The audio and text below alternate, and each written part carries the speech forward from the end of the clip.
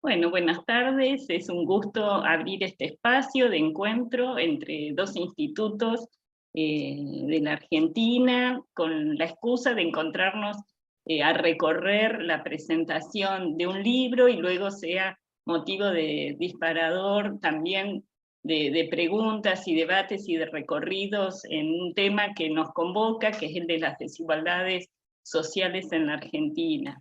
En esta oportunidad tenemos el gusto de presentar el libro De la grieta a las brechas, pistas para estudiar las desigualdades en nuestras sociedades contemporáneas, cuyos autores y autoras son Alicia Gutiérrez, Héctor Mancilla, Gonzalo Azusa, y contamos con la coordinación de este espacio y que también realizarán comentarios sobre la publicación Juan Ducuen y Joaquín Perren, del IPEX, ¿sí? Así que bueno, abrimos este momento de presentación del libro con Juan y Joaquín. Muchas gracias por sumarse y bueno, tenemos también como siempre la transmisión por el Facebook en vivo del IPEX, así que por allí también pueden transmitir comentarios y preguntas a los autores y comentaristas.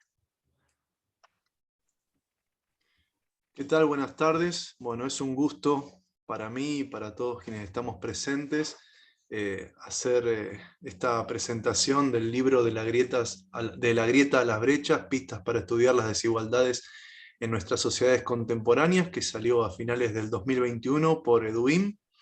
Tenemos acá a las y los autores, así que voy a hacer una breve reseña curricular de los y las autoras del libro.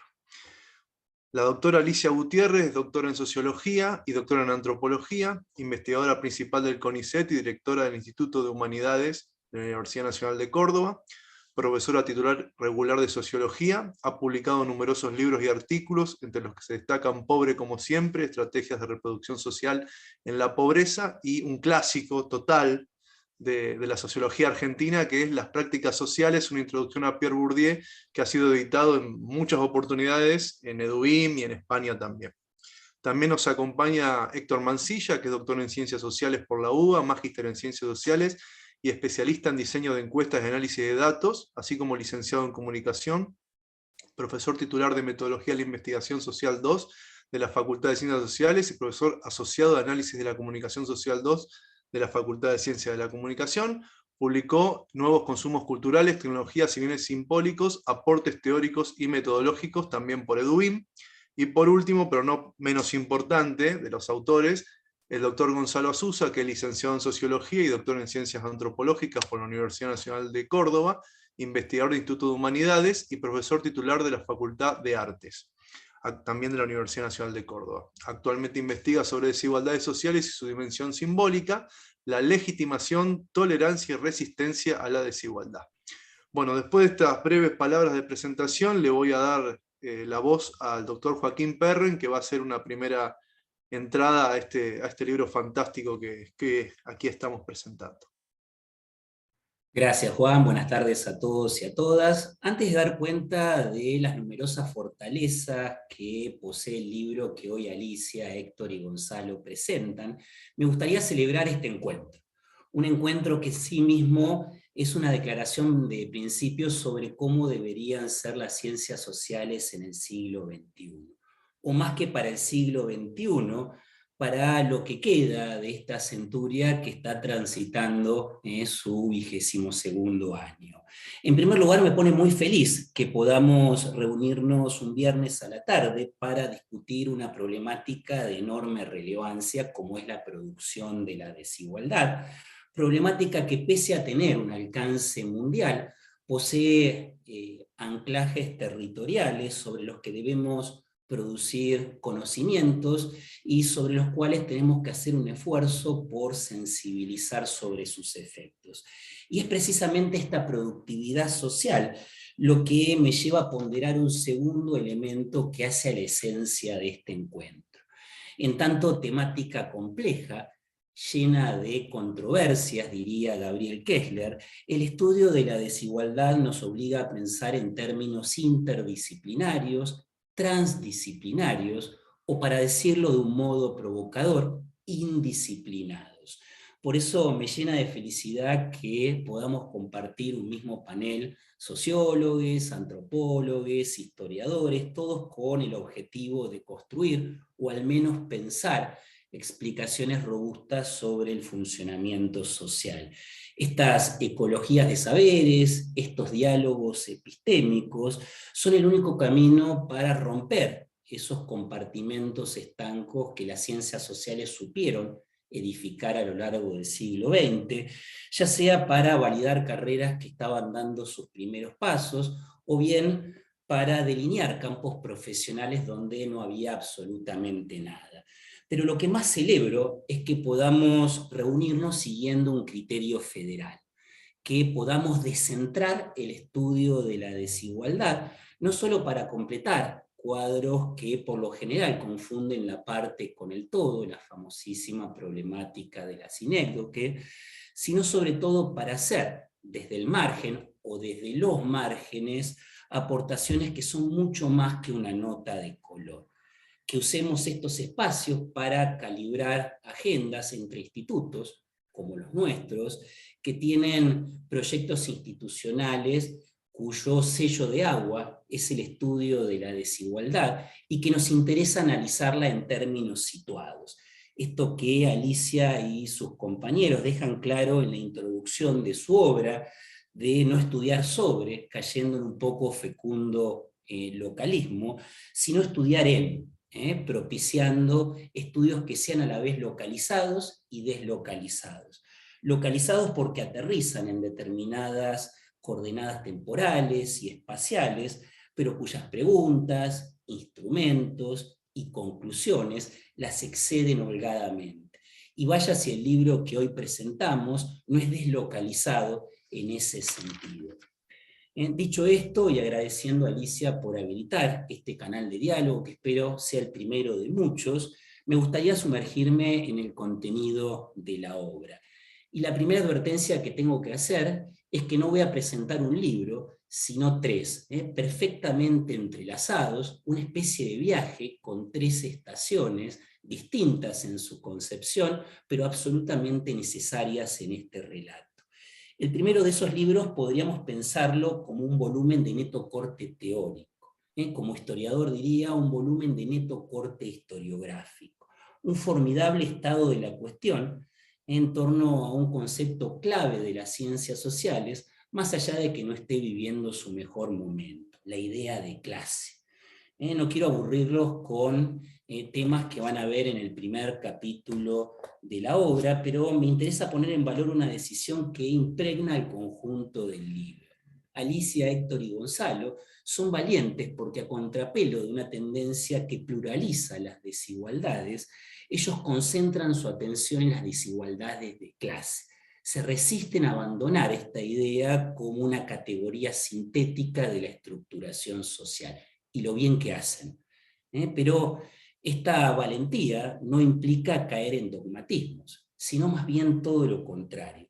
Ellos tratan en todo momento de alejarse de esa mirada que tiene a las clases como sustancias dadas, como a prioris, al Althusser, si me permiten el antiquismo, y en su lugar nos proponen una mirada a todas luces diferente, mucho más potente y atractiva, una que imagina a las clases como una construcción y no como un dato impuesto, una que las imagina en términos multidimensionales y no desde una óptica económica o economicista, una que las imagina en términos relacionales y no como una sumatoria de estudios por arriba y por debajo, algo bastante habitual en los tiempos en que vivimos.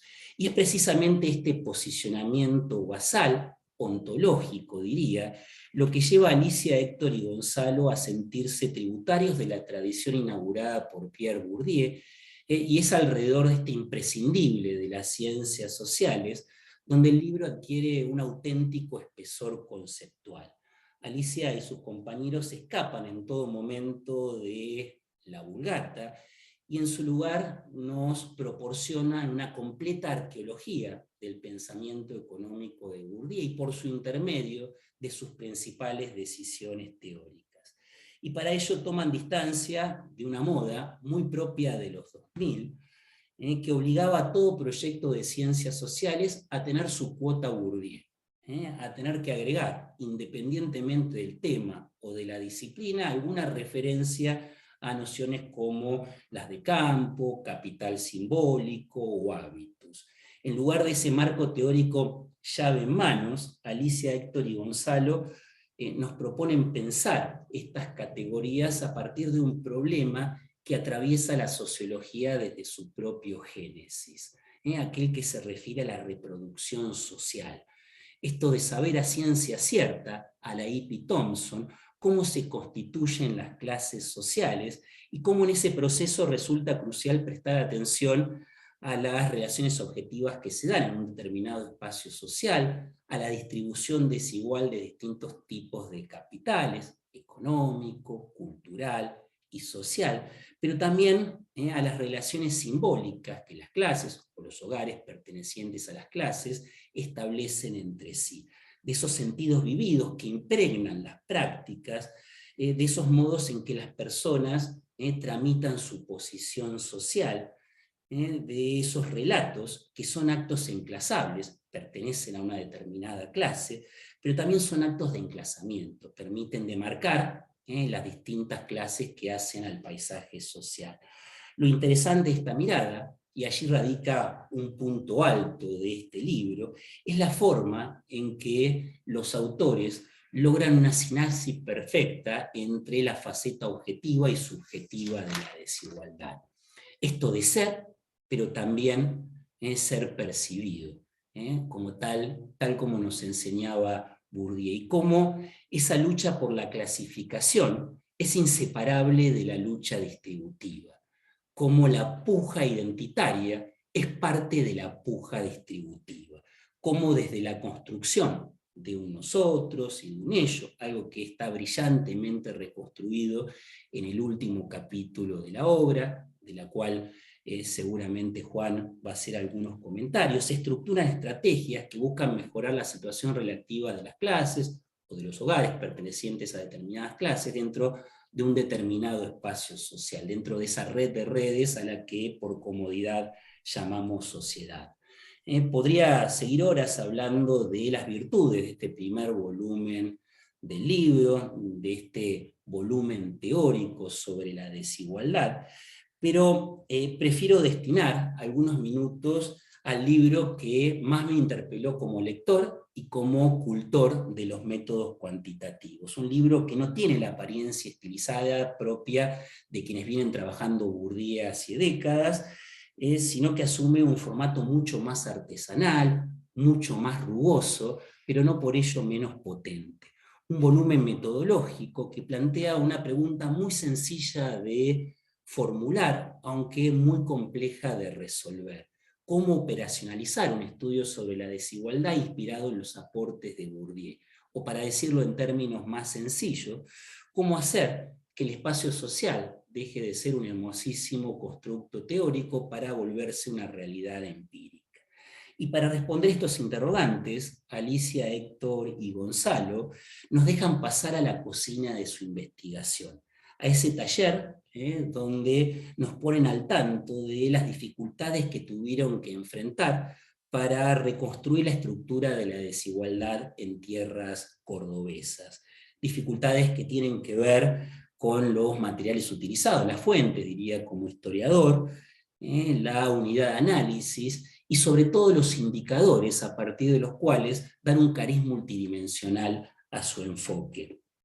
Y para cada uno de estos obstáculos, Alicia, Héctor y Gonzalo nos ofrecen una salida ingeniosa y cuidadosamente fundamentada. Para los materiales defienden la encuesta permanente de hogares como una vía privilegiada para reconstruir el espacio social cordobés. Para la unidad de análisis eligen la familia, los hogares en tanto sujeto colectivo, espacio de estrategias y locus mismo de la reproducción social, y para los indicadores nos ofrecen una exquisita selección de variables que le permiten, reponer cada uno de los capitales imaginados por Bourdieu, el consabido capital económico, pero también el educativo y el cultural.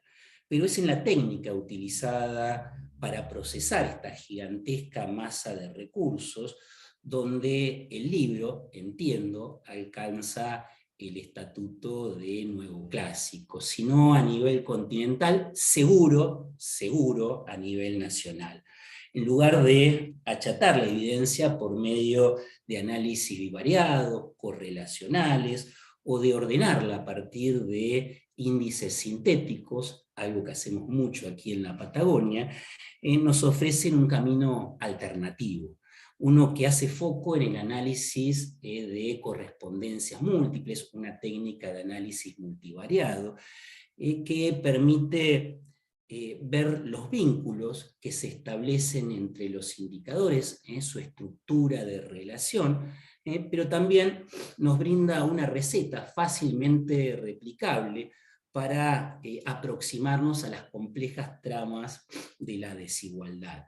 Una apuesta muchas veces formulada, hay libros que llevan ese nombre, hay congresos que llevan ese nombre, pero pocas veces operacionalizada con tanta solvencia. Es precisamente este segundo libro la base donde se sostiene el tercero, que tiene características empíricas y de lo cual solamente voy a levantar dos aspectos, por una cuestión de economía de tiempo y además para no pisarme con Juan. El primero de ellos, y quizás el más significativo, se refiere a la forma en que Alicia, Héctor y Gonzalo propician el pasaje desde el sistema de relaciones que configura el espacio social cordobés, esa trama de indicadores, a la construcción de las clases que podemos recortar en ese espacio social, el pasaje desde los indicadores a las clases. Y no lo hacen de manera predefinida, sino a partir de los propios datos, esforzándose por encontrar el mayor grado de homogeneidad entre los hogares de una misma clase social y el mayor grado de heterogeneidad con respecto a de esos hogares con respecto a los de las otras clases. Así emergen del papel, usando las palabras de los autores y del propio Bourdieu, 4 clases, en cada una de las cuales tiene un conjunto de variables arremolinadas a su alrededor. Voy a ser muy sintético en esto. Si el precariado se distingue por una baja dotación de capitales, desde bajo nivel de instrucción a informalidad laboral y hacinamiento, la élite presenta una notable acumulación económica reflejada en altos ingresos y la propiedad de los medios de producción, pero también credenciales profesionales y una amplia cartera de activos sociales. Y entre ambos extremos, esto es lo interesante de los análisis sutiles como el de los compañeros, una clase trabajadora que en el caso cordobés está asociada al sector secundario, que cuenta con un volumen medio bajo de recursos, tanto en términos escolares como de ingresos, y por supuesto una clase media con un capital escolar significativo y con vínculos indisociables con el Estado como empleador. Pero lo más remarcable, y allí radica el segundo punto que quiero levantar, no es precisamente esta instantánea de la sociedad cordobesa, impecable por donde se la mire, sino la voluntad de los autores de bañar de temporalidad su ejercicio, de construir por medio de sucesivas fotografías tomadas en 2003, 2011 y 2019, una suerte de película que les permite explorar con mucha suficiencia el par constitutivo de la historia como disciplina científica, aquel que se refiere a la dialéctica entre cambio y continuidad. Un par que les permite poner en perspectiva la llamada década ganada, el periodo de la posconvertibilidad, pero también la fase de menor crecimiento relativo que se inaugura en la última parte del gobierno de Cristina, y que se profundiza indudablemente durante la gestión del ingeniero Macri. Un par que les permite mostrar cómo a lo largo de los 16 años estudiados, No hubo saltos abruptos en las capas geológicas que conforman la sociedad cordobesa, no hubo grandes terremotos, pero sí hay algunos reacomodamientos que reconstruyen con suma maestría. Sí, por arriba no se aprecian grandes cambios, pero llama la atención la persistencia de la condición inquilina de la clase media, algo que trabajamos en el último conversatorio del instituto. Por debajo aparece, a partir de 2019, la prevalencia del comercio empleando a la clase trabajadora, lo que nos habla de un avance de la precariedad laboral y de una menor temperatura del sector industrial. Y en el mismo sentido, es muy lograda la aproximación a los cambios experimentados por el precariado, categoría que defiendo enteramente, en la mediana duración. Ese fraccionamiento que se ve en la última medición entre quienes tienen situaciones de desposesión y subalternidad, entre un viejo precariado con gente de mayor edad, que quizás ingresó al mundo de la desocupación en la década del 90, y un nuevo precariado conformado por jóvenes que tienen la construcción como fuente de empleo, y pareciera comportarse como un desplazamiento hacia abajo de la clase trabajadora. Es muy potente esta idea general que atraviesa de manera oblicua al libro, que pone a la clase trabajadora como la más sensible al ciclo económico, como la que tiene mayor facilidad de fragmentarse en tiempos de menor crecimiento relativo, en tiempos de recesión. En síntesis, y para no robar más tiempo, creo que estos libros, que en realidad es uno, y muy bueno, tienen un doble valor.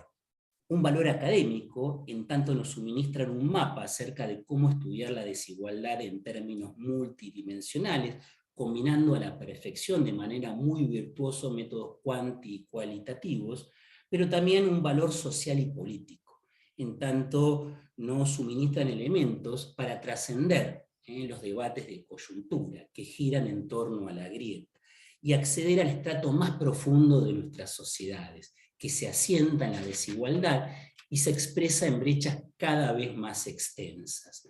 Por ambas razones y muchas otras que escapan a esta presentación, creo que estamos frente a una obra única que espero pueda replicarse en otras territorialidades y de la cual agradezco haber sido un lector privilegiado, poder haber tenido este volumen mucho antes que el resto del público. Muchísimas gracias.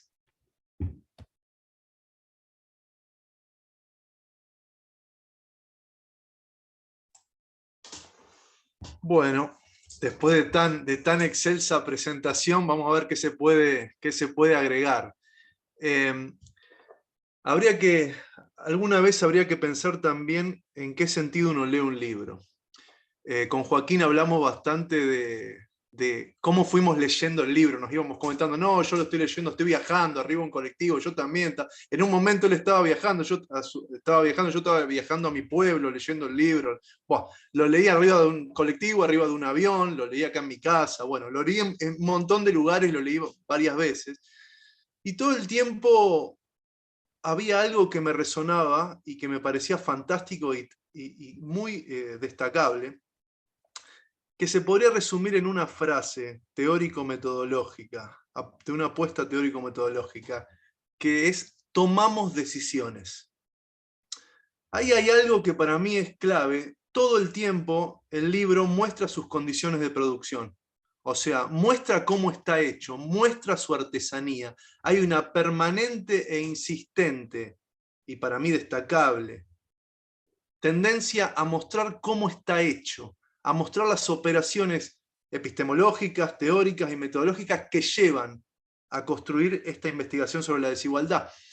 Y también hay una constante respuesta a preguntas posibles del lector. Es decir, todo el tiempo el libro te está diciendo por qué hizo lo que hizo y responde a posibles objeciones. Entonces acá aparecen yo elegí 3 puntos, pero antes de entrar en los 3 puntos que elegí, acá aparecen 2 cuestiones mediante las cuales se puede evaluar de alguna manera un libro o una investigación en ciencias sociales. Una de ellas es su coherencia interna. Es decir, un libro es coherente en términos sociológicos, o sea, dice que hace algo y cumple con lo que dice. Esa es una primera forma de analizar. La otra es ver si quien lee un libro está de acuerdo con los supuestos epistemológicos, teóricos y metodológicos en los cuales ese libro se basa. Son dos formas de entrarle a un libro para discutir. Bueno, yo creo que esas dos formas de alguna manera están explicitadas en el libro. Es decir, el libro le habla tanto a quien hace una lectura interna, que trata de ver si el libro compone bien internamente, y también a aquel que viene de otro palo teórico y dice, bueno, a ver, yo estoy de acuerdo con esta noción de clase social, estoy de acuerdo con el pasaje de un análisis, podríamos decir, del sentido objetivo a los sentidos vividos mediante la entrevista. Bueno, el libro se encarga con una honestidad sociológica enorme de decir lo que hace. Pocas veces yo he leído, tal vez la única probablemente, un libro que sea tan honesto sociológicamente. Y eso ya me parece un punto extraordinario. Hay páginas y páginas de explicitación. Yo elegí tres puntos que podríamos pensar en esto de tomamos decisiones, y que están enmarcados en ese viejo planteo del oficio de sociólogo de Bourdieu, Champollion y Passerón, basado en Bachelard, que es que el objeto se construye, se conquista y se comprueba. De alguna manera, es un libro que está construido, a mi criterio, en base a mostrar eso. 3 puntos, y me voy a tomar el atrevimiento de citarlos, o sea, de elegí párrafos, partes del libro para mostrárselos al público, para que el público los vea. Un primer punto tiene que ver cómo se pasa del sentido objetivo a los sentidos vividos, que es una de las partes del libro. Digo, cómo pasamos del análisis de correspondencias múltiples a la experiencia vivida de aquellos referentes de hogar que se entrevistan, de esos 43 referentes de hogar que se van a entrevistar. Y cómo se componen esas dos dimensiones del sentido, de alguna manera, ¿no? Entonces, dicen los y las autoras, dicen, este pasaje exige, cito, la combinación y articulación de diferentes aproximaciones a la realidad, y con ello la complementariedad adecuada de los métodos cuantitativos y cualitativos. Y una cita dentro de una cita ahora. Citan a Bourdieu en La miseria del mundo, que está ahí atrás. Dice Bourdieu, contra la vieja distinción dilteiana, es necesario plantear que comprender y explicar son una sola cosa. Es una cita a La miseria del mundo, al capítulo Comprender. Es un libro de 1993. Bueno, saltamos 30 años atrás, o sea, saltamos a 1963, saltamos al primer libro importante de Bourdieu, el primer libro colectivo, que se llama Trabajo y Trabajadores en Argelia, que no está traducido al español, hay una reelaboración pequeñita escrita que se llama Argelia 60, pero Trabajo y Trabajadores es un libro mucho más complejo y enorme. La mitad es un análisis estadístico hecho por los estadísticos del INSEE, por Darbel y sus compañeros, y la otra mitad es Bourdieu haciendo un análisis de una submuestra 10%, con entrevistas y trabajo de campo etnográfico que hizo Bourdieu en Argelia entre 1959 y 1961. Bien. ¿Qué decía Bourdieu cuando no tenía todavía la topología social, el análisis topológico desarrollado? O sea, cuando todavía no tenía el análisis en términos de análisis de correspondencia múltiple, algo no estaba desarrollado. ¿Qué decía Bourdieu en ese libro? Denme un minuto que se los voy a leer. Decía, 1963. Lo que hay que denunciar no es el uso de la estadística, sino el fetichismo de la estadística. Esto en la página 9. Y en la página 11, esta es la introducción que se llama Estadística y Sociología, decía, ¿por qué hay que denunciar eso? Porque en la dialéctica entre la hipótesis y la verificación estadística, la oposición clásica entre explicación y comprensión es superada. Eso decía Bourdieu en 1963, vuelve a eso en 1993, y en el 2021 volvemos a eso en un gran trabajo que es este libro, y que me quería hacer esa genealogía y quería meter algo más en el medio. Uno de los primeros libros, o tal vez el primer libro en Latinoamérica que cita Trabajo y Trabajadores en Argelia, es El vapor del diablo, de Leite López. ¿sí? Busquen esas referencias del vapor del agro, que son extraordinarias.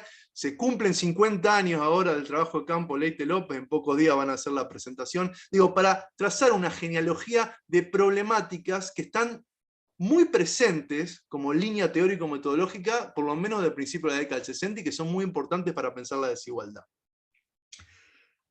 El otro punto que quería señalar tiene que ver justamente con la selección de los entrevistados y las entrevistadas, con la submuestra, ¿no?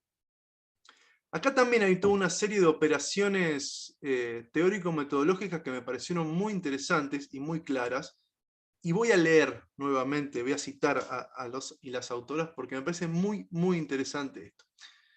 Dicen, en la página 114, el paso del indicador a las experiencias y relatos tuvo en la entrevista en profundidad una herramienta metodológica fundamental, pero también un desafío de peso a nuestra propia reflexividad investigativa.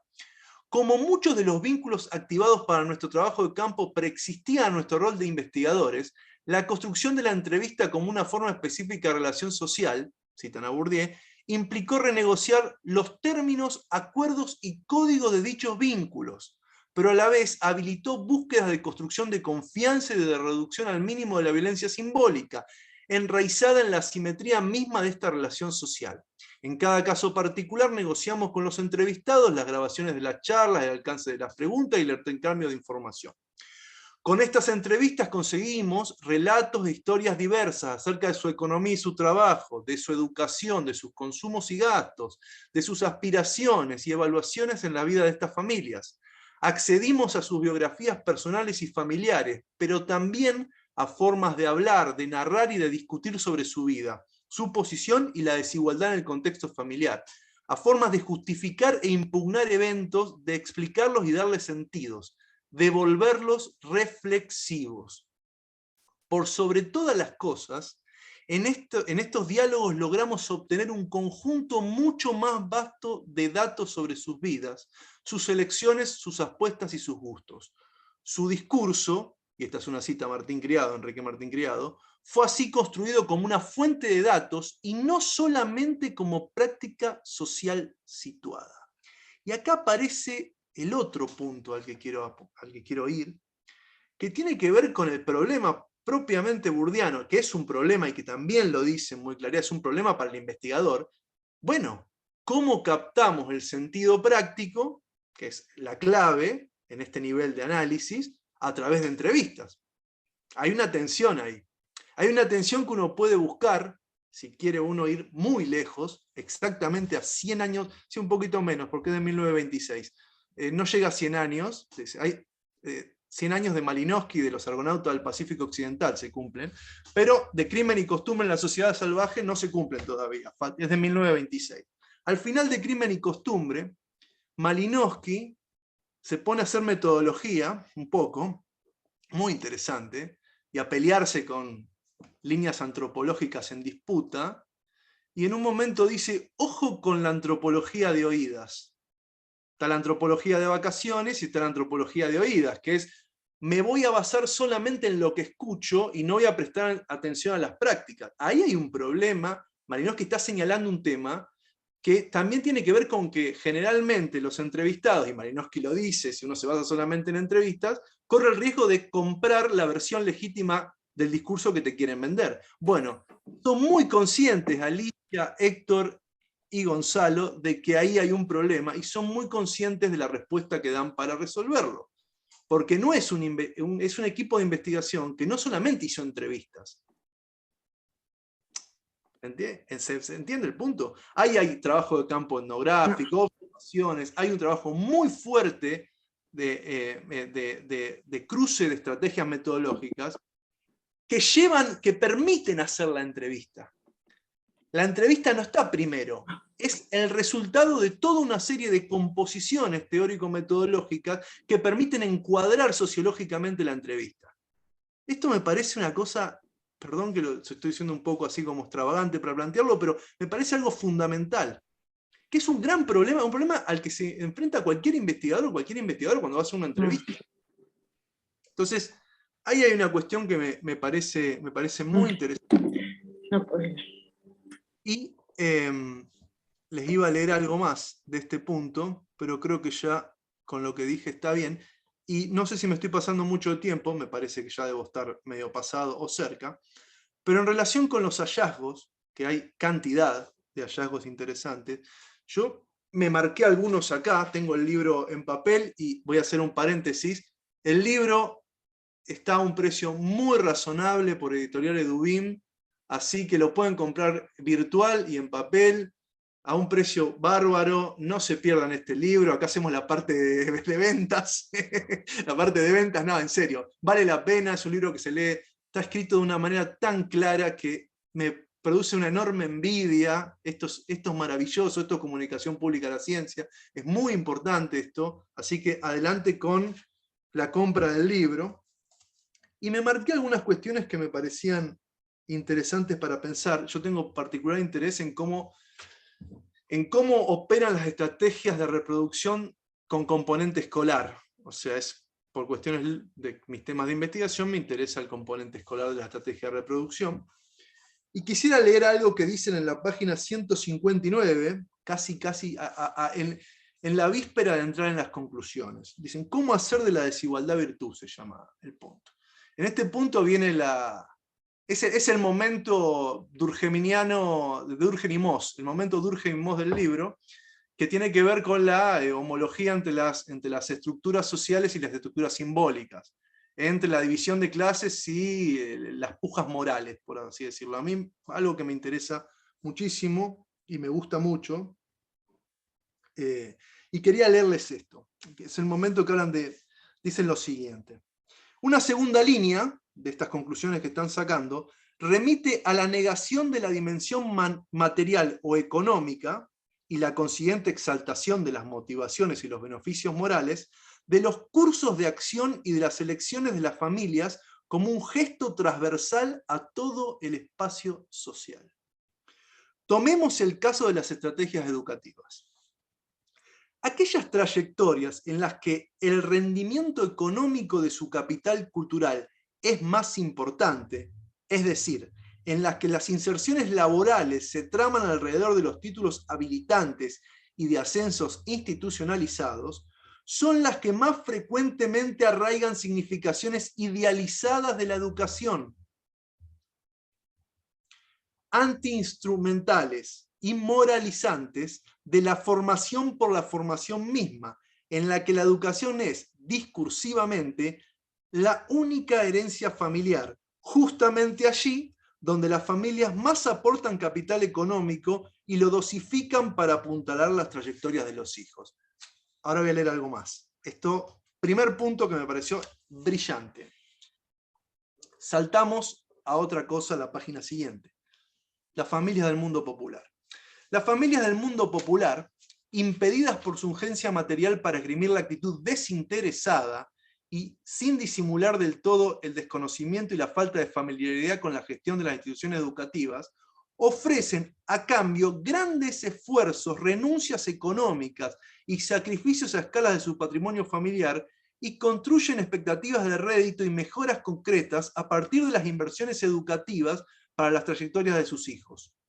Se trata de una relación instrumentalizada con la educación como moneda de cambio en la aspiración a un futuro mejor, es decir, menos precario, menos explotado, menos sacrificado para sus hijos. Lo que es claro es que la negación del interés material como una suerte de mérito o garantía de moralidad es uno de los privilegios que vienen organizados con la jerarquía de la estructura social. Y último, y ahí siguiente otra cosa más. El desconocimiento de los privilegios y la descripción de la desigualdad como resultado de méritos diferenciales constituyen operatorias discursivas típicas de la región dominante del espacio social. Los relatos de las biografías laborales en estas posiciones de clase aparecen estructurados por los mecanismos institucionales de acceso legítimo al empleo, eliminando sistemáticamente los rastros y las injerencias, por ejemplo, de las redes de sociabilidad y el uso de los contactos.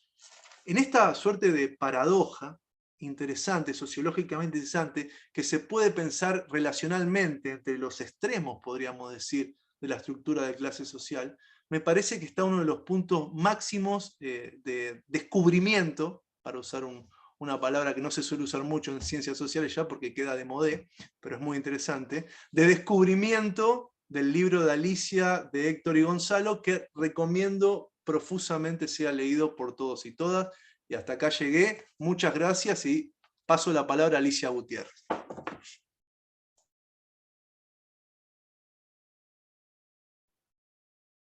Bueno, buenas tardes. Primero, por supuesto, mi gran agradecimiento a Verónica por su amable disposición a organizar este encuentro.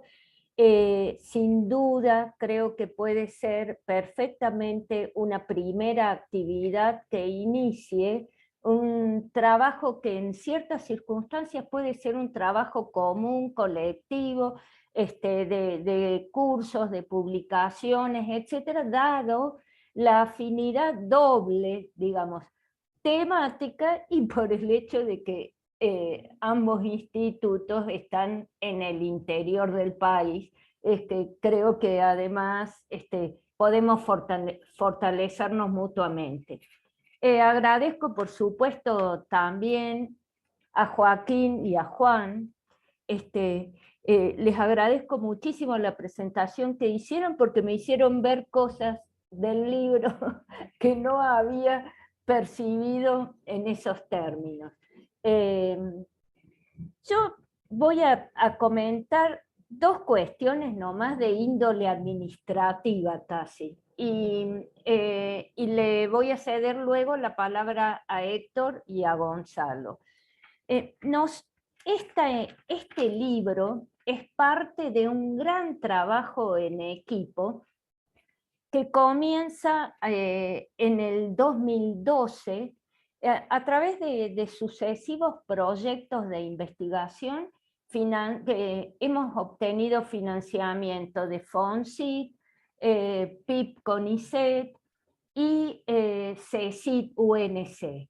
Por supuesto, como todos hacemos a partir de ciertas estrategias para permanecer en un tema 10 años, le vamos modificando el título, priorizando un aspecto u otro. El último proyecto vigente se llama La desigualdad social en Córdoba, estrategias familiares y dinámica de las clases, que culmina a fin de año. Actualmente somos 17 integrantes, entre investigadores formados, investigadores en formación,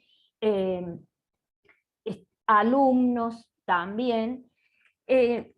Por supuesto que detrás de este libro, primero quiero decir algo más general, y es mi agradecimiento a las 17 personas que participaron en las discusiones, en discusiones, en reuniones, en intercambio. Por ahí descansábamos un poquito, entonces, por ejemplo, nos pusimos a discutir el libro Sociología General, volumen 1, que acababa de publicar Siglo XXI, y en otras reuniones posteriores retomábamos, discutíamos ponencias, etc. Pero quiero señalar una cosa que me parece fundamental. En ese marco se formó gente y se tituló gente. Quiero decir, hubo tesis de doctorado defendidas en ese marco, hubo tesis de maestría defendidas en ese marco, y algunos de sus integrantes aún continúan su formación. ¿Por qué digo esto? Porque creo que nuestros proyectos de investigación se sostienen a costa de muchísimo trabajo personal. No hablo de mí en particular, sino de cada uno de los integrantes de ese equipo. Pero a la vez es de la única manera, al menos como yo la percibo, en que pueden llevarse adelante formaciones más o menos sólidas en nuestros campos. La otra cuestión ya es más particular y es mi agradecimiento a mis dos coequippers en este libro. Este libro en particular, por supuesto, remite a ese trabajo colectivo, pero en particular se basa en publicaciones previas, ponencias, conversaciones, entrevistas que tenían Héctor Mansilla por su lado, Gonzalo Azusa por el suyo, yo individualmente, Héctor y yo, Héctor y Gonzalo, es decir, de alguna manera cada una de las partes de este libro ya había sido presentada en líneas más generales, más específicas, en otras instancias. Pero, por supuesto, en este aspecto va primero mi agradecimiento a Héctor Mansilla. Yo creo que toda esta dimensión cuantitativa que vos destacaste, Joaquín, no hubiese sido posible, me animo a decir, en absoluto para nosotros, si Diosito no me hubiese cruzado a Héctor Mansilla en el año 2006. Héctor en el 2006 vino a hacer un curso que yo daba un sábado lluvioso, me acuerdo, en la Facultad de Filosofía. Y él vino con su interés en el análisis de correspondencias múltiples. Bueno, eso fue 2006. Yo tuve el placer de dirigirle a Héctor, que en realidad no era poner un par de mojones en la ruta, nada más, su tesis de especialización, su tesis de maestría y su tesis de doctorado. Era poner unos mojones y decirle, ya está, Héctor, ya, presentala solamente. Bueno, primero a él, que además ocupó 3 meses que yo estuve como profesora visitante en Italia, asumió su carácter de codirector del equipo y en esos 3 meses trabajaron semanalmente todos los participantes con la EPH discutiendo y tomando esas decisiones que después en el libro ocupan 30 páginas, en los papers ocupan 1,5 páginas. Bueno, 3 meses de un intenso trabajo. Gracias, Mansilla, porque si vos no hubieses aparecido, esa dimensión no hubiese estado. Y mi otro agradecimiento es a Gonzalo. A Gonzalo también lo acompaño desde que él era chiquito. ¿Cómo será que mis hijos dicen que es mi 5º hijo? Y mi único hijo varón dice que Gonzalo es el hijo varón que a mí me hubiese gustado tener y no tuve. Lo que no es mentira, pero se lo parece. Mi agradecimiento para Gonzalo pasa por muchas cosas que no son para decir ahora, pero de lo que puedo decir ahora, porque él tomó todo ese material y nos propuso a Héctor y a mí un relato único, ¿sí? Hizo un tremendo trabajo de edición a partir del cual luego yo me centré en uno u otro aspecto, fundamentalmente en la discusión teórica. Mansilla se centró en la parte metodológica cuantitativa. Pero entonces, gracias Gonzalo, porque el libro no hubiese existido si vos no nos hubieses hinchado cada vez que nos veías sobre la necesidad de hacer esto. Y ya con esto cierro. ¿Cuál era nuestro objetivo con este libro? Contar, miren, esto es lo que venimos haciendo hace más de 10 años en nuestras discusiones, en nuestras reuniones de equipo, etc. Ahora yo les doy la palabra a Héctor y a Gonzalo, a Héctor primero, luego a Gonzalo, porque ellos van a dedicarse más a lo sustancial. Te toca, Mansilla. Bueno, No sé si ahí se sigue escuchando, pues se corta bien, bárbaro. Antes que nada, aclarar que el agradecido soy yo. No solamente con Alicia, con Gonzalo también. Y aprovechar la instancia para agradecerles al Instituto Patagónico, a Verónica, por la organización de la presentación, y a Joaquín y a Juan por los comentarios, por la lectura atenta que hicieron en aviones, en colectivos, en todos lados, pero una lectura que realmente estoy tan sorprendido como Alicia, y de hecho me pregunto si es ese Héctor Mansilla que escribió ese libro, porque la verdad es que yo no recuerdo haber escrito tantas cosas.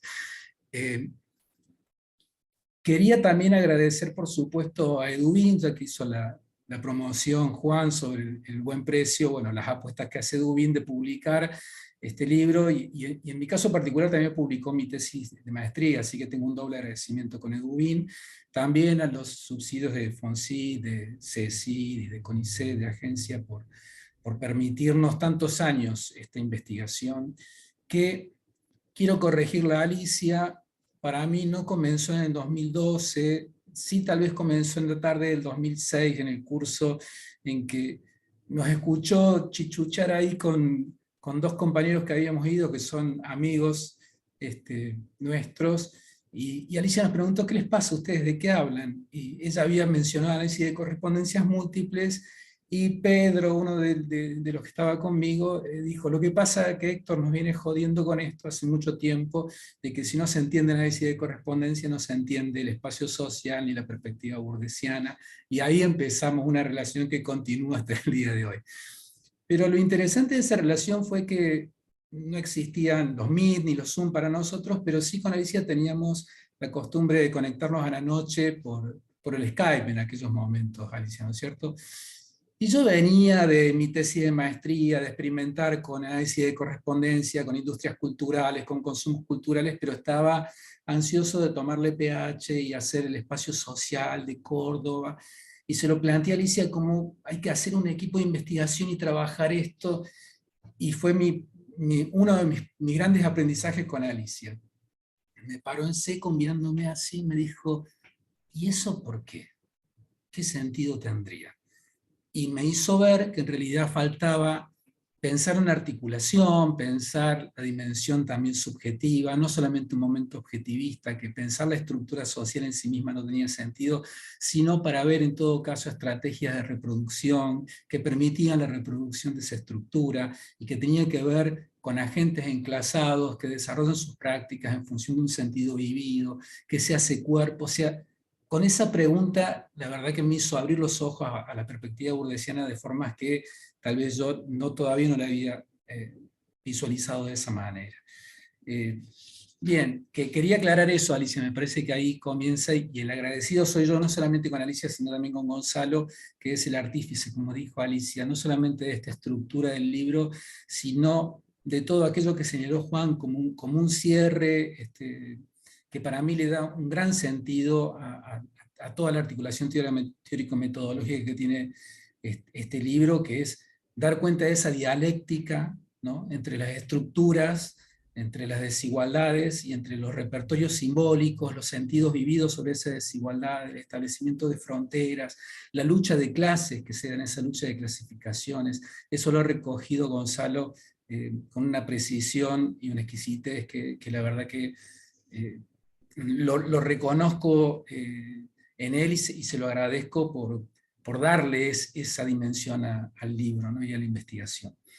Yo me voy a detener muy rápidamente en un señalamiento que hizo Joaquín, que hay varios libros en este libro, y él mencionó 3 libros, el primero como una gran reflexión teórica, y los otros 2 los puso como dimensiones metodológicas muy ajustadas a lo cuantitativo.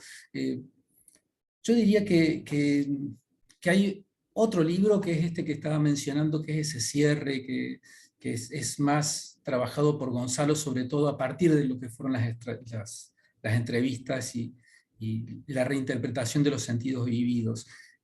Pero sí me voy a quedar con, entonces, una parte más de la articulación teórico-metodológica, esto que Alicia me marcó esa noche charlando por Skype, ¿no? Hay que apostar, y en eso la apuesta fue muy fuerte y un gran desafío, por pensar en una sociología total, por pensar esa articulación entre lo quanti y lo quali, por pensar esta superación de esa dicotomía que yo estudiaba con Dilthey cuando estudiaba epistemología, ¿no? ¿Es explicar o es comprender? ¿Es quanti o es quali? ¿Vos sos quali? ¿Vos sos quanti?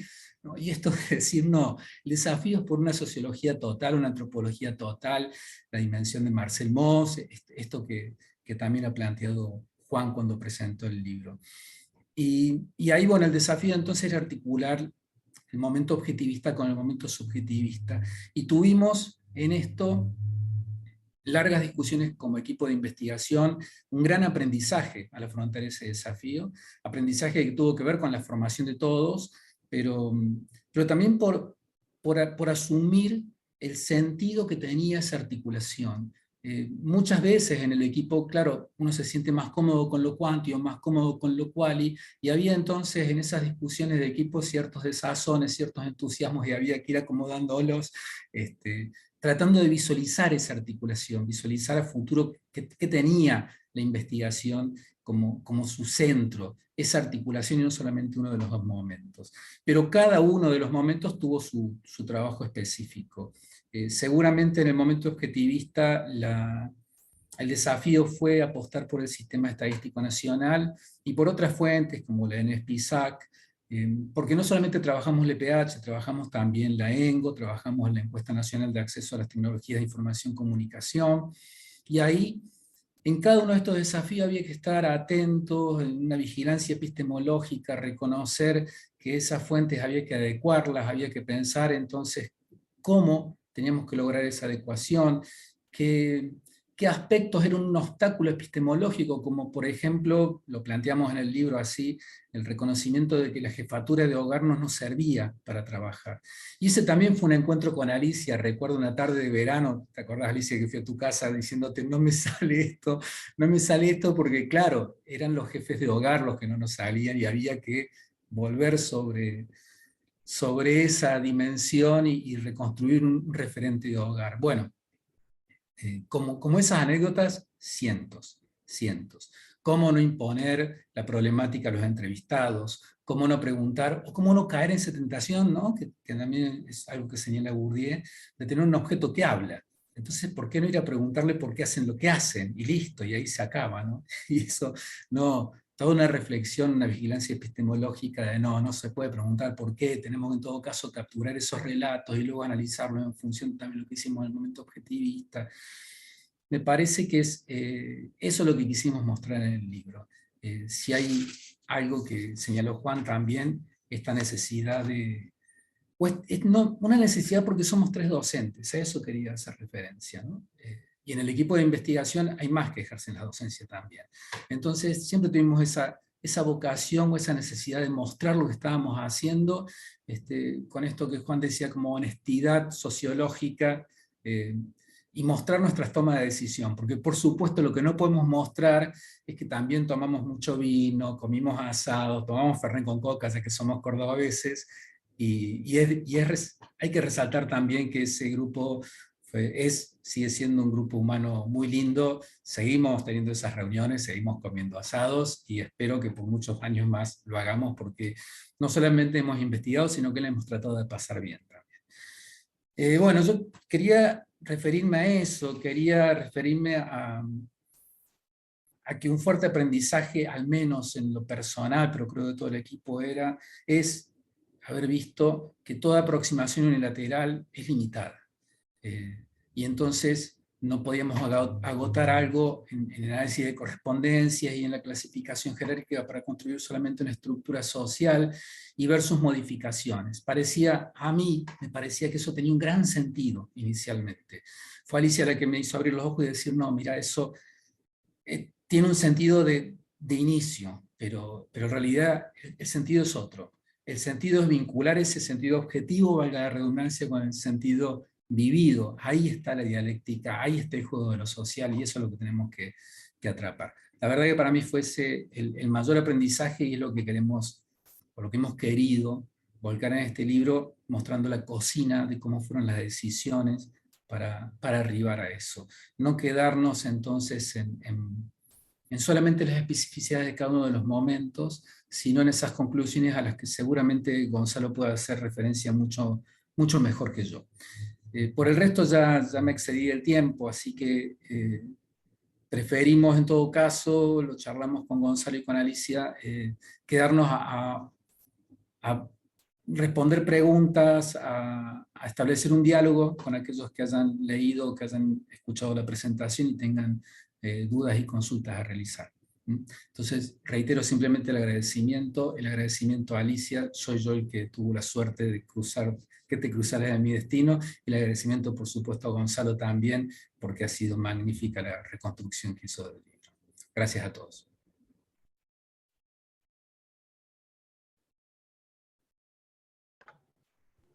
Bueno,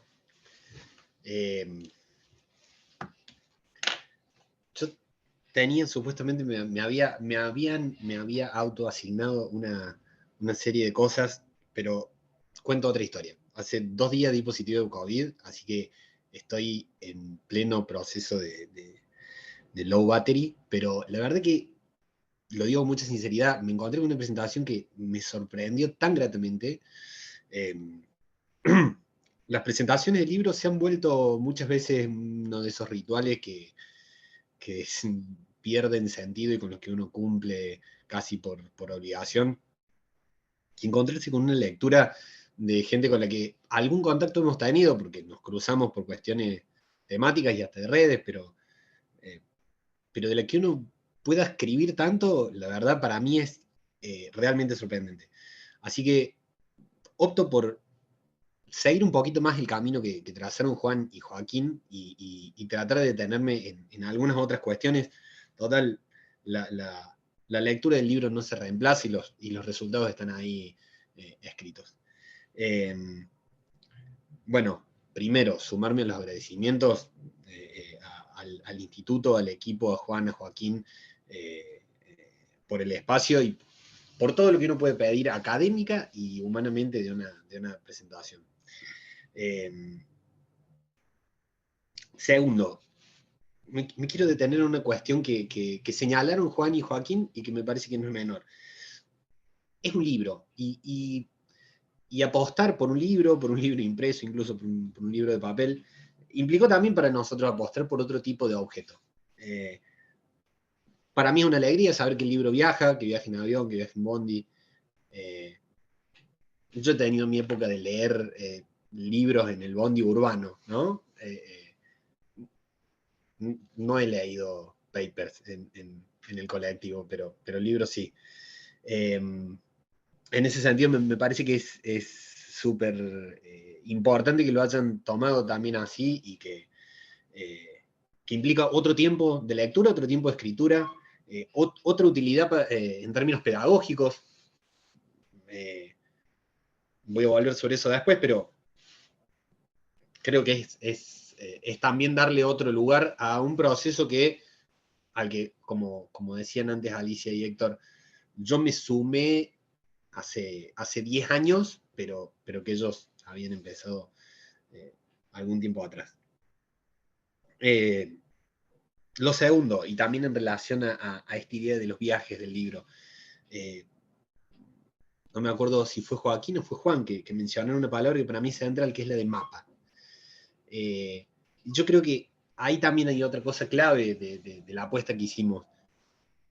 Hace falta, necesitamos mapas de la sociedad. Gran parte de las disputas actuales y de las discusiones actuales tienen que ver con la necesidad de brújula sociológica, con la necesidad de saber dónde estamos parados y dónde están parados los demás, con la posibilidad de identificar esas posiciones. Gran parte de las discusiones políticas que tenemos hoy en día, quiénes son los privilegiados, quiénes son los necesitados, quiénes son los damnificados. Las discusiones que tuvimos sobre la pandemia, las discusiones que tenemos sobre la economía hoy, tienen que ver con la necesidad de ordenar y de reconocernos en esos mapas. Siempre cuando sale el resultado de unas PISA y unas aprender, la visibilización de los problemas educativos pasan por la matemática y la lengua. Las ciencias sociales están ahí, son necesarias, hacen falta, y esta producción también tuvo que ver con nuestra propia vida en la enseñanza de las ciencias sociales.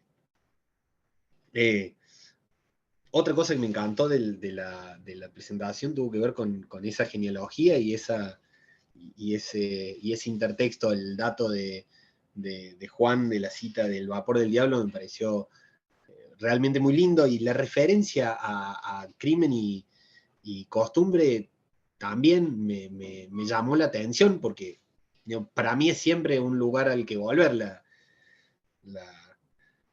imagen del... Yo enseño muchas veces ciencias sociales remitiéndome a la imagen del tipo que se termina tirando de la cocotera, y cómo aparece eso en Malinowski. Nada, sentirlo muy familiar. Entonces quería jugar un poquito también a hacer una genealogía interna, para que se enteren, y aprovechando que esto va a quedar grabado, así que también de algunas cosas. Increíble el nombre, honestidad sociológica, a lo que uno podría aspirar. Tiene menos brillo que Wright Mills, digamos, pero así de opaca es la sociología que quisimos hacer. Pero tiene varias dimensiones esa honestidad sociológica y ese tomamos decisiones. Primero, a veces nos encontrábamos en momentos de frustración, como narra Héctor, de datos que no salen o que no muestran una distribución clara, o de conceptos que no terminamos de saber si usamos bien o usamos mal. Citaban el clásico de sociología, que es las prácticas sociales, ¿no? Todos los hemos usado en nuestras clases. A mí, mis alumnos históricamente, cuando se enteraban que la conocía Alicia Gutiérrez, me preguntaban si Alicia había sido novia de Pierre Bourdieu. Yo nunca les contestaba si sí o si no. Pero a pesar de esa asociación que hay casi siempre entre el nombre de Alicia Gutiérrez y Pierre Bourdieu, en esos momentos en los que nos empantanábamos si eso era hábitus, si no era hábitus, si era ilusio o no era ilusio, la que primero intervenía era Alicia y decía: chicos, no me importa Bourdieu. Tenemos que resolver de otra forma, nos interesa de otra forma, tenemos que avanzar un poco más. Nos olvidemos de Bourdieu. Estamos hablando sobre la desigualdad social en Córdoba. Y eso también es una toma de decisiones muy importante para entender hacia dónde fue el libro. Otra cuestión que me parece que también es importante remarcar de la cocina es siempre había posibilidad de hacer una vueltita de tuerca más, hacer una prueba más, construir un espacio con una variable activa más, con una variable activa menos. Y ahí Alicia también intervenía y usaba una frase de Lelutier, que era cuando querían seguir metiéndole notas a la composición, decía: queda. Cuando Alicia intervenía diciendo queda, todos sabíamos que ya era un momento para consolidar y como decía Howard Becker, sacar el texto a la calle.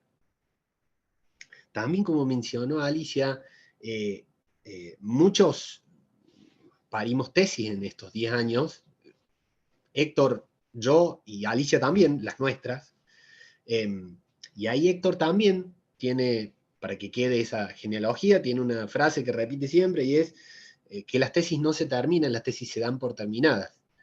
Y eso también implica una toma de decisión, implicó un montón de toma de decisiones sobre variables, años, nombres, espacios. Creo que en eso también es muy importante. Eso que Alicia narró como un trabajo detenido semanal de muchas tardes trabajando con datos duros, pero que al mismo tiempo se volvieron en un punto datos cualitativos.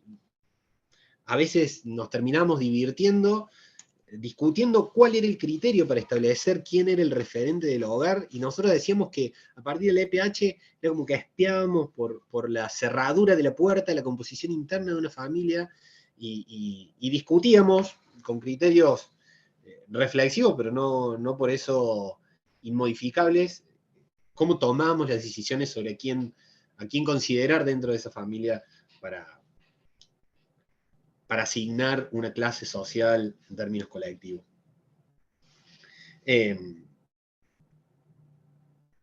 eso, así como en términos muy, muy generales sobre esa cocina. Quiero volver también sobre la idea de la enseñanza de la sociología, que señaló Héctor, que me parece que es central. En todo momento nosotros nos planteamos el libro como una herramienta pedagógica, y por eso fue tan satisfactorio encontrar esa lectura y que fuera efectivamente algo que pueda ser útil en ese sentido. En esa misma línea, creo que una de las menciones de ambos fue reconocer de qué manera el libro se juega por operacionalizar algo que muchas veces aparece como una idea así muy, muy general o simplemente declamativa, como la multidimensionalidad o la interseccionalidad, pero muchas veces no se termina de explicar el cómo.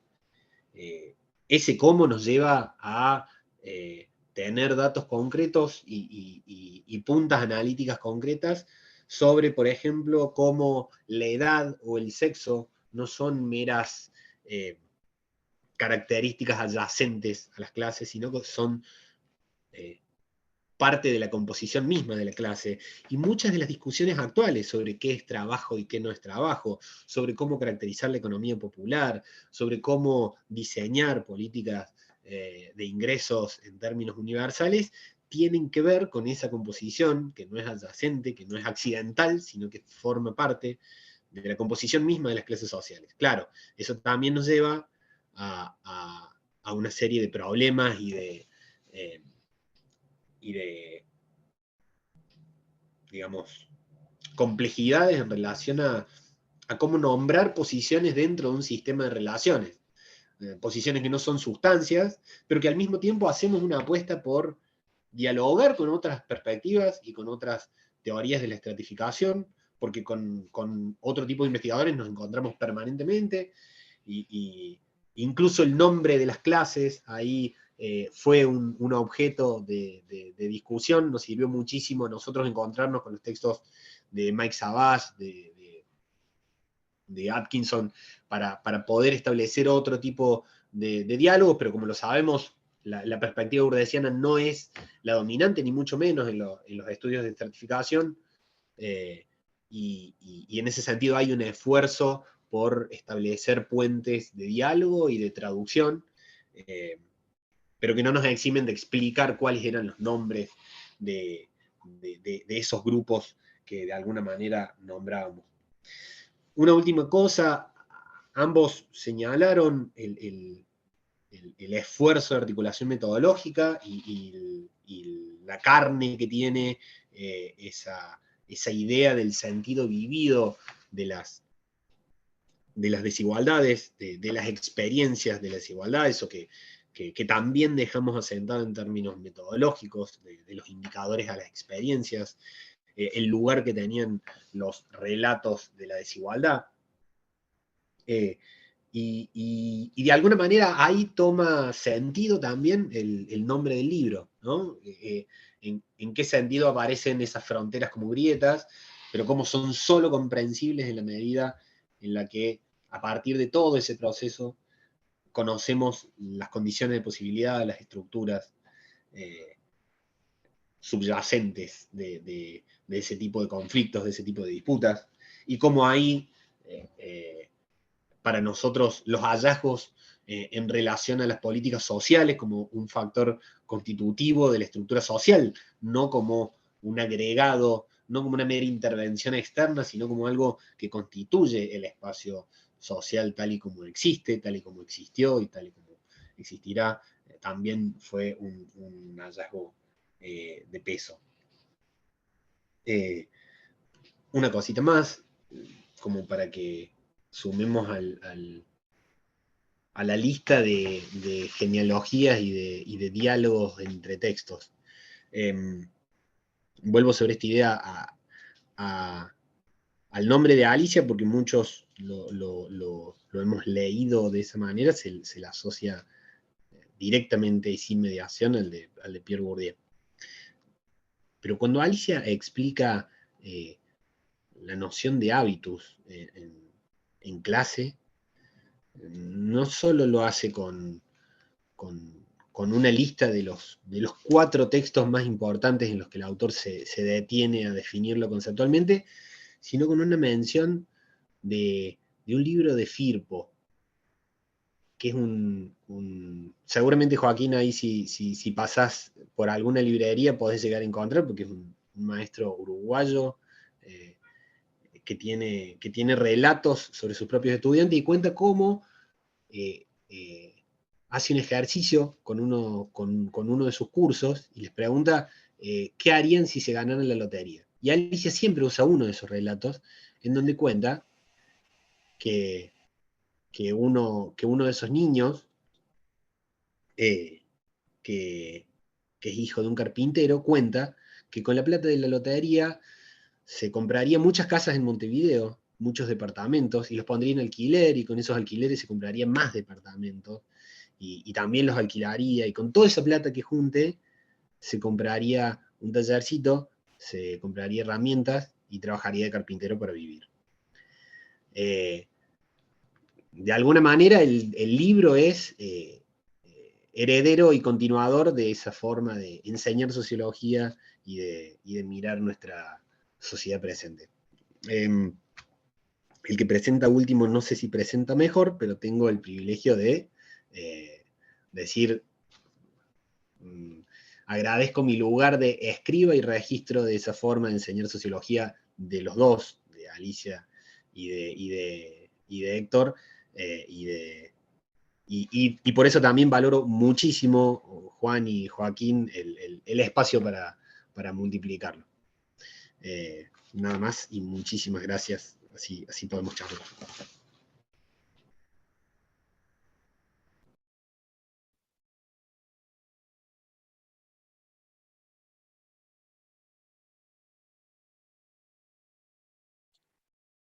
Bueno, quedó un silencio solemne.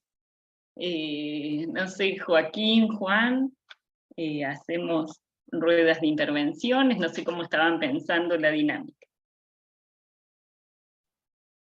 Yo tendría cosas para decir, pero... Yo no sé, Vero, si no hay algún mensaje en el Facebook que podamos levantar. No, hay muchas visualizaciones, pero en modo silencio, no hay intervenciones por escrito. ¿Querés arrancar, Vero, entonces? No. De todas maneras, bueno, en la sala hay también gente conocida, amiga, gente de Córdoba también, así que va a estar bueno poder comenzar a hilvanar algunas intervenciones. Bueno, primero tengo que expresar mi profunda envidia a Juan y a Joaquín, que ya pudieron hacer esta lectura y darnos este hermoso relato que fueron construyendo los dos de recorrido sobre las partes del libro. Yo puedo dar cuenta, no del viaje del libro por colectivo o avión, pero sí verlo a Joaquín cuando llegó a la oficina del IPEX con el anillado, diciéndome, esto es el punto de partida que tenemos que tomar como forma de pensar la investigación, nuestra investigación del PUE sobre desigualdades sociales. Así que bueno, muero de mi intriga para sumergirme yo personalmente en la lectura, pero sin duda la riqueza y la minucia de los comentarios de Joaquín y Juan motivan muchísimo las posibilidades de imaginar, ¿no es cierto?, ese contenido del libro. Y también quería destacar, bueno, el compromiso y el cuidado, ¿no? El cuidado académico en cómo pensar desde el respeto de las trayectorias de las personas que hacen investigación, que hacemos investigación, y luego el desafío de plasmar esos recorridos en la escritura, ¿no? Y quería destacar también lo que señalaban Héctor, Gonzalo y Alicia en sus intervenciones acerca, bueno, de cómo nos lleva tanto tiempo la consolidación de un tema, de una línea, ¿no? A veces en los sistemas de evaluación, cuando presentamos los proyectos, aparece tan fuerte esto, bueno, la idea original, el tema innovador, ¿no? Pero que sin embargo los procesos justamente de involucramiento y de cómo ir amasando la profundidad y la complejidad de los temas en los que vamos incursionando, navegando, llevan otros tiempos que no tienen que ver con las planillas ni de pedidos de incentivos, ni los informes de CONICET, etcétera, etcétera, ni de los proyectos que tenemos que presentar, ¿no? En las distintas entidades financieras de financiamiento, pero sin embargo creo que los tres dieron cuenta, ¿no es cierto?, de cómo se atan las trayectorias académicas, personales, pero también colectivas, en el sostenimiento y en las apuestas, en la decisión, ¿no? También de sostener ese fortalecimiento colectivamente. Me parece maravilloso porque es lo que nos suele pasar, ¿no es cierto?, cuando apostamos a una línea temática y también apostamos a estas decisiones que planteaban tanto Joaquín y Juan en términos metodológicos y teóricos. Pero además me llamaba la atención y quiero destacar el lugar que los tres autores, y los dos autores, perdón, y Alicia, enfatizaban acerca del engranaje y cómo en las trayectorias se atan no solo la formación académica de cada uno que hace investigación, pero al mismo tiempo las apuestas y la potencialidad de pensar la investigación ensamblada con la docencia, ¿no es cierto?, y las trayectorias de formación y la comunicación pública de la ciencia. Me parece que esto a veces es olvidado, a veces no es tan dado por sentado, ¿no es cierto?, en cómo la docencia tiene un lugar de apuesta, ¿no es cierto?, en la intervención de aquello que estamos pensando incluso en nuestras propias investigaciones, y además cómo en la acción pedagógica también interviene esta posibilidad de socializar también las encrucijadas, también las decisiones, y que no todo en investigación está cerrado a priori, sino, sin embargo, todo lo contrario, ¿no es cierto?, es un campo permanente de disputas, de discusiones internas que luego se llevan al formato de escritura, pero que sin embargo tiene este proceso que ustedes tan bien describieron, ¿no es cierto?, de ir atando no solo desde el encuentro académico, sino también desde el encuentro del goce y del placer en la investigación. Creo que la teoría feminista también nos dio esta posibilidad de pensar cómo la práctica de la docencia y la investigación, del encuentro con otros para pensar, para comprender, es un acto político también de rebeldía en ese sentido, ¿no?, de pensar cómo es un acto que nos subvierte y que nos permite también situarnos desde una imaginación territorializada, ¿no?, donde, bueno, transmitir este oficio de hacer investigación también es una acción pedagógica que podemos plasmar, no solo en la comunicación pública de la ciencia, sino también en los circuitos en los que realizamos docencia de grado o de posgrado. Así que, bueno, felicitarles, me pareció muy motivadora, no solo la posibilidad de pensar mi próxima lectura, sino también de saber que hay puntos de interés y además de inquietudes tan compartidos a lo largo del país, ¿no?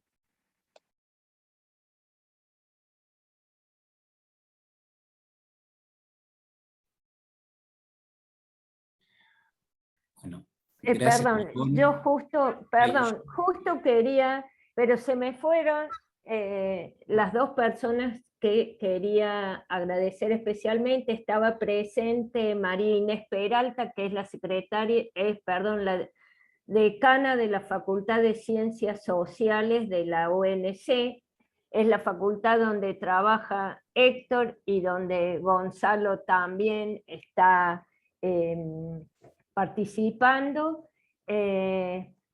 y Cecilia Marengo, que es directora del INVIAB. El INVIAB es un grupo vinculado del CONICET, está vinculado al IDH y en ese sentido también están involucrados en el PUE. Y por supuesto, a Guada, que es de nuestro equipo de investigación, y a Magdalena Tosoni. Magdalena es docente, es doctora, he tenido el placer de dirigir también su tesis de doctorado, y como ella vive en Mendoza, ha comido menos asados con nosotros.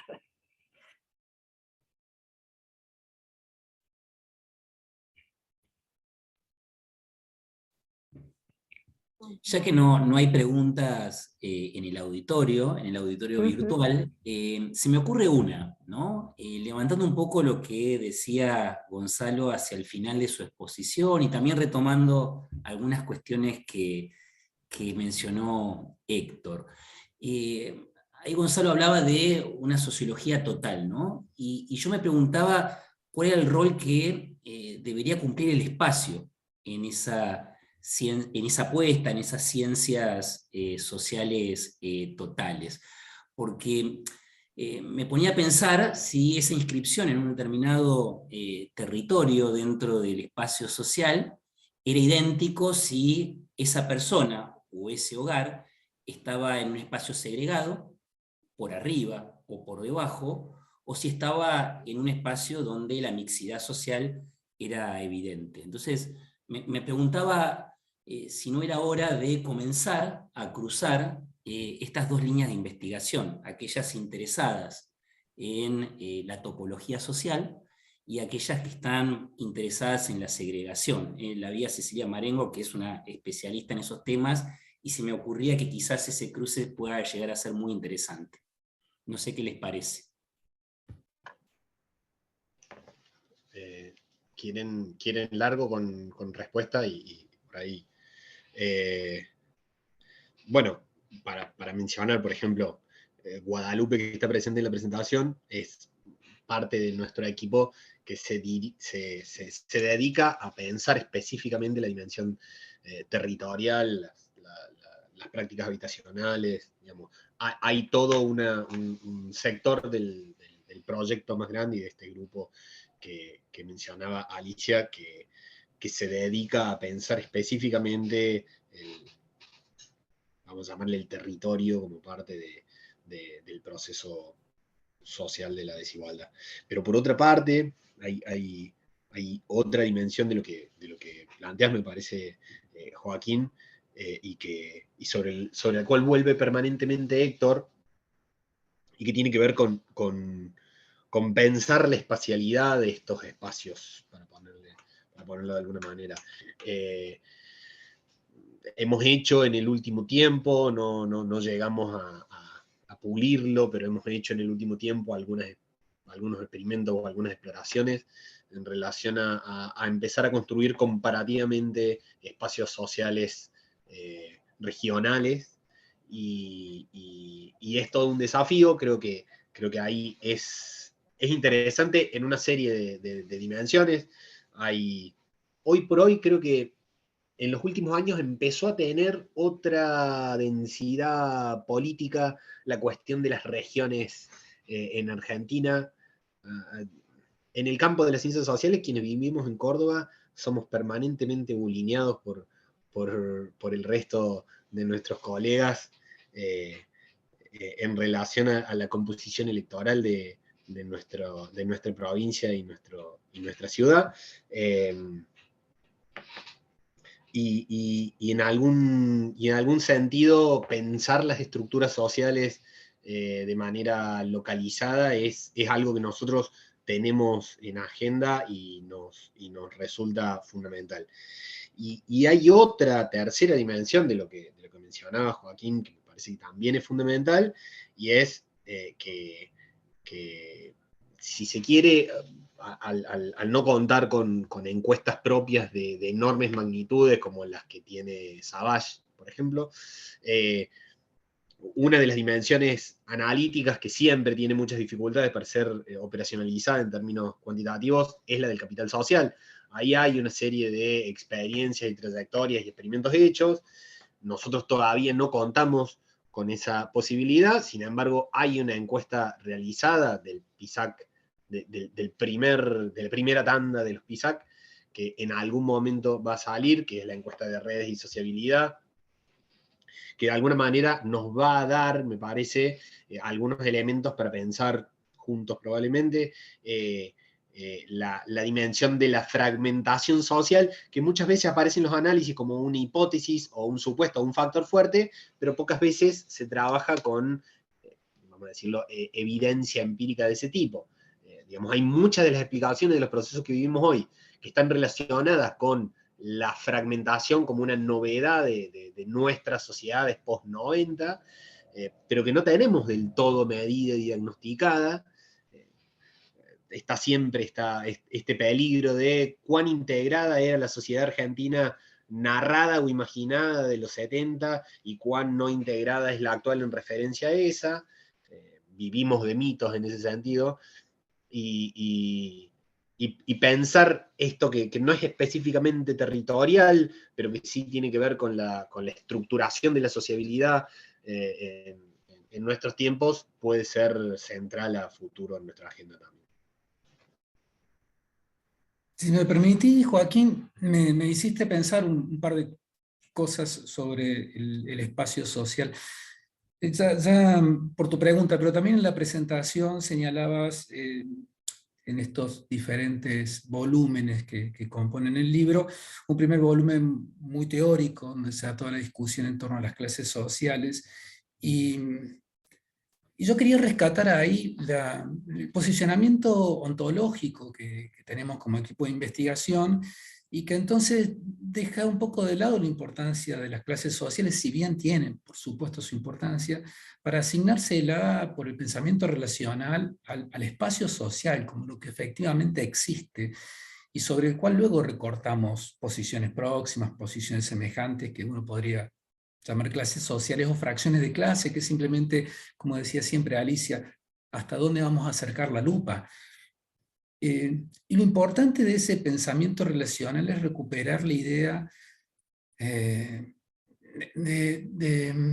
dejar de lado el sustancialismo, pero no solamente en la clase sustancial, sino en los indicadores. Entonces una variable tiene valor en sí misma, y estas técnicas y este posicionamiento ontológico nos hace reflexionar permanentemente en que los indicadores, las características, las propiedades de nuestras unidades de análisis tienen valor en función del sistema de relación en el que actúan. Y ese sistema de relaciones es el que le da valor. En ese sentido, no solamente la importancia entonces de construir el espacio social, sino lo que vos planteabas ahora en este interrogante: ¿qué pasa con la territorialidad? ¿Qué pasa con lo local?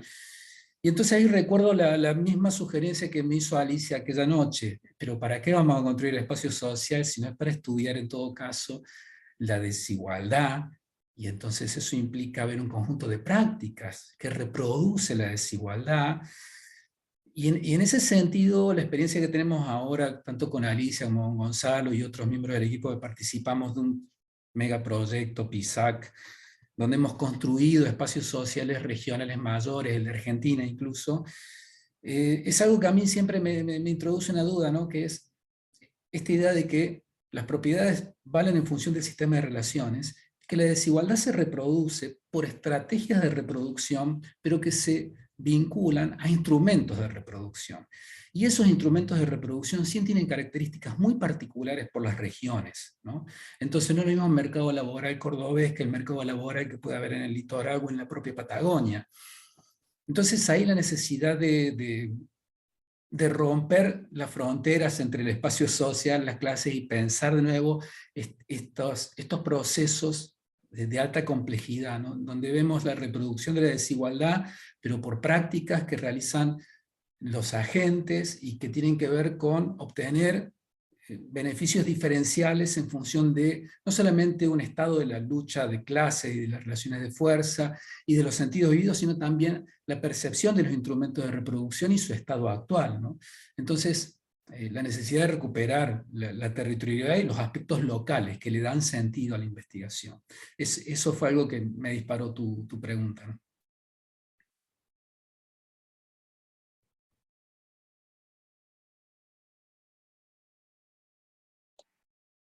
Bueno, ahora sí puedo compartir un mensaje desde el Facebook de Sara Bravo. Dice: saludos desde México a los autores, enhorabuena por esta publicación. Sin duda su aportación para el estudio de las desigualdades sociales es un parteaguas en las ciencias sociales, porque de entrada se desmarcan de las fórmulas economicistas que los organismos internacionales han impuesto por décadas a los gobiernos y que lamentablemente también en la academia ha tenido su resonancia. Bueno, gracias Sara por el mensaje.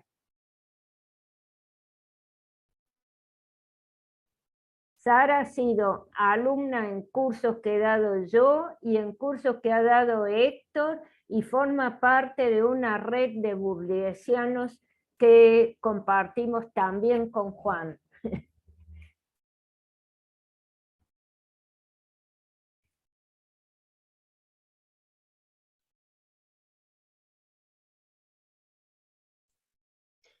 Permiso. ¿Alguien más que quiera hacer alguna consulta? Acá en el chat, a ver, hay un mensaje. Ok. ¿Alguien más quiere hacer alguna consulta de los presentes, de las presentes? A los autores. Bueno, quería agradecerle a Alicia que me había invitado a participar de la presentación de este libro. Cuando me enteré de la publicación del libro, bueno, celebré que lo hubieran podido publicar. Siempre un libro, como bien decían, es distinto a artículos, da otra solidez a la argumentación, al equipo. Así que bueno, celebrar la publicación del libro, agradecerle, porque yo siempre le digo a Alicia, yo aprendo, yo leo lo que ustedes hacen y aprendo. Así que bueno, agradecerle también a Héctor, a Gonzalo, y bueno.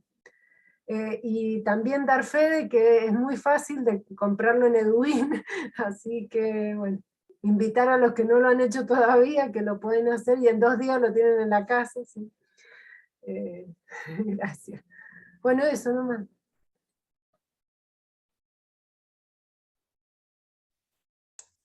Juan Carlos, vos querés hacer una consulta. Sí, en realidad, bueno, sumarme a las felicitaciones, agradecerte, Juan, por la invitación.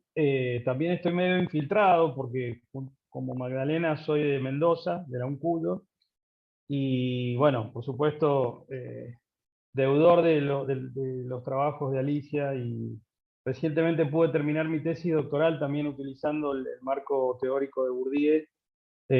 Juan también me ayudó en eso. Lo apliqué acá en Mendoza al tema de embarazo adolescente como una expresión también de la situación de desigualdad, y ahí cruzado con género. Así que, y con Juan habíamos hablado porque me quedé, en realidad me parece que me quedé resonando con lo de Gonzalo y Alicia y Héctor, de los asados, el fernet y el vino. Entonces, habíamos pensado con Juan, entre otras posibilidades, en el segundo semestre, hacer algún tipo de seminario o encuentro sobre el pensamiento de Bourdieu. Y bueno, yo tengo el libro que ya lo compré por Edwin, pero no lo he podido leer porque por ahí saben que hemos estado en proceso electoral acá en la UNCULO, un proceso electoral que ha sido bastante complejo, del que estamos recientemente terminando. Pero creo que en las autoridades de la Facultad de Ciencias Políticas y Sociales, las nuevas autoridades podrían colaborar para que, bueno, podamos ser anfitriones, ojalá presenciales, pero o tal vez en algún formato híbrido de alguno de los eventos que podrían hacerse en el segundo semestre. En la facultad hay además varios equipos. Está Fernanda Beigel, que trabaja todo el tema también de producción del conocimiento, digamos. En la carrera de Sociología tenemos, creo que, una impronta del pensamiento de Bourdieu muy fuerte, así que en borrador no es que todavía tenemos todos los recursos, pero después de agosto, donde tendremos ya las nuevas autoridades en funcionamiento, tanto en la universidad como en la facultad, por ahí pensar que pudiéramos encontrarnos en Mendoza, ojalá la gran mayoría presencial, pero si no también en formato híbrido, para hacer una especie de recuperación, me parece. Hablábamos con Juan hace poco por ahí que pareciera como que algunos sectores estarían dejando, no digo dejando de lado, porque me parece que la obra de Bourdieu no se puede dejar de lado, pero como por ahí que está un poco en algunos sectores olvidada, volverla a poner en diálogo con todas las temáticas actuales. Bueno, Gonzalo lo dijo también, en estos días donde estamos, yo estaba tentado de escribir eso, porque se repite que vamos a transformar los planes en trabajo. Se repite como una especie de mantra, así, y en realidad tiene que ver con muchas cuestiones que tienen que ver con lo que ustedes han estado mencionando, con la economía, digamos, qué tipo de economía tenemos, qué tipo de economía dependiente, y además cómo esto a su vez es diferente en cada una de las regiones del país. También decía Gonzalo, el bullying hacia los cordobeses, bueno, también en Mendoza, que somos vieron ese que hay ahora, que son las mamuscas, que es Cava, Córdoba y Mendoza, ¿no? Que tenemos la particularidad de, es duro, pero lo tenemos que asumir y pensar en esta particularidad que digamos, a 150 kilómetros de San Juan, habiendo sido prácticamente en alguna época en la región de Cudo, hoy Mendoza tiene una particularidad y creo que tenemos ahí una deuda y un desafío de hacer un análisis, ojalá siguiendo la estela que ustedes han dejado con este trabajo. O sea que eh, además de pensar en esa jornada o en ese encuentro, que lo tendremos que por ahí, que no tiene que ser el único, obviamente, pero pensándolo, bueno, ojalá. Digo, como una invitación, no la tomen todavía tan formal, porque obviamente si pueden venir, vino va a haber, pero ojalá que podamos desde la universidad y desde la facultad armar ese esquema, y bueno, y ojalá puedan venir y que compartamos todos estos trabajos. Y me parece que, por último, yo soy el coordinador ejecutivo del CODESOC, por haber sido decano de la facultad, y les anticipo en borrador también que podría venir otro PISAC, así que estamos trabajando, recién estaba Marinés, pero estamos trabajando en eso con MinSIT, pero a mí me parece tremendamente importante lo federal, ¿no? Porque, bueno, recién creo que Joaquín lo decía, lo decían varios, estamos realmente en muchos casos, me sale mucho el federalismo casi chacho peñalosista, pero la verdad que la cuestión porteñocéntrica es una deuda enorme en nuestro país, y que podamos hacer ojalá un encuentro, una pata en Mendoza, otra pata en Cuyo, otra pata en Patagonia, y que empecemos a descentrar un poco la centralidad bueno, el propio resultado de los PISAC casi se dio así, ¿no? En la convocatoria de PISAC COVID, una parte muy importante se quedaron en Cava y en AMBA, y eso, tenemos un desafío político de discutir eso, hasta de cuotas por regiones. Así funcionamos en el CODESOC.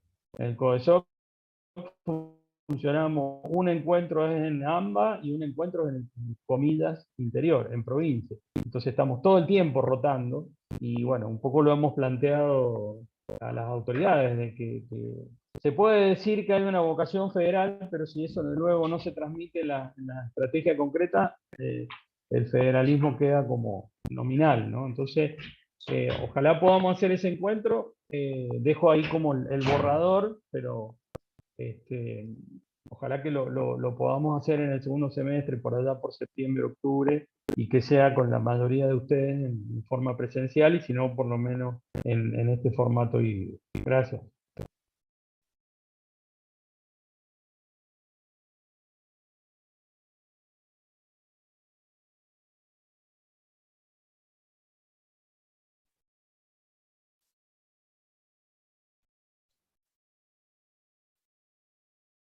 Nuevamente los silencios tensos, propios de una actividad que está en su fase final. De mi parte, como coordinador del conversatorio, agradecerles a los autores, a Verónica, a Juan, y repetir algo que dije en mi exposición. Espero que este sea el primero de muchos eventos que nos encuentren pensando la desigualdad, desde una óptica descentrada. Esa es la idea.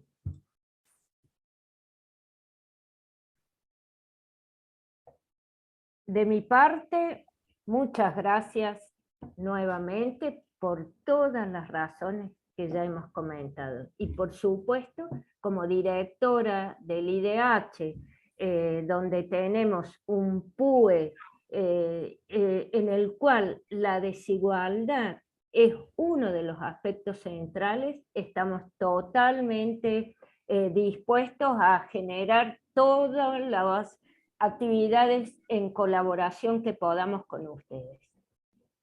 Muchas gracias. A ustedes. Verónica, algunas palabras como para cerrar el evento.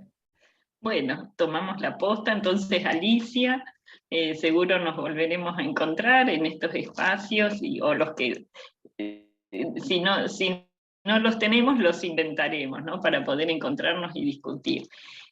Acá en el chat también quería compartir, bueno, Meli Cabrapán Duarte, que es una becaria postdoctoral del instituto, dice muchas gracias por este espacio, quienes lo generaron, presentaron y participaron. Ahora me queda seguir el libro y por qué no leerlo desde el grupo de interesados del IPEX, trasladando discusiones, metodología y abordajes a la clave local nauquina. Saludos a todos. Bueno, gracias Meli por haber participado. Bueno, damos entonces por finalizado este evento. Muchísimas gracias por sumarse, quienes lo hicieron en forma virtual a través del Facebook o ingresando a la sala. Nos vemos en cualquier otro evento próximamente. Muchas gracias, Vero, gracias al instituto, gracias a todos.